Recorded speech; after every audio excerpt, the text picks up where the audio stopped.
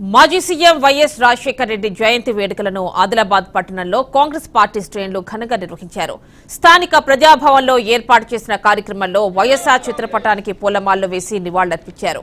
అన్ని వర్గాల సంక్షేమం కోసం పాటుపడిన మహోన్నతమైన నేత వైఎస్ఆర్ అని డీసీసీబీ చైర్మన్ భోజారెడ్డి పేర్కొన్నారు. ప్రజల మదిలో వైఎస్ఆర్ చిరస్మరణీయంగా ఉంటారన్నారు.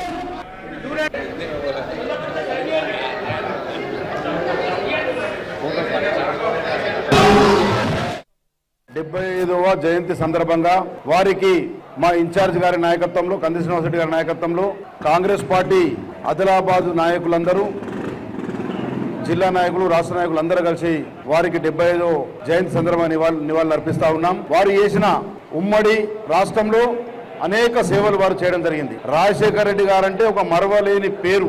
అంటే ఆయన ఎప్పుడు కూడా ఉదయించిన సూర్యుడు అంటారు. ఆయన ఆదిలాబాద్ జిల్లా కూడా నిరుపేదల కోసం మంచి రిమ్స్ హాస్పిటల్, అదే విధంగా రైతుల కోసం మత్తడి వాగు 50 కోట్లతోని, అదే విధంగా 104 కానీ 108 కానీ ఇటువంటి అనేక కార్యక్రమాలు అభివృద్ధి కార్యక్రమాలు, రైతుల కోసం రుణమాఫీ కానీ, రైతుల కోసం ప్రాజెక్టు కానీ, రైతుల కోసం ఆరోగ్యశ్రీ కానీ, పేదల కోసం ఆరోగ్యశ్రీ కానీ అనేక కార్యక్రమాలు ఈరోజు రాజశేఖర రెడ్డి గారు తీసుకున్నారు.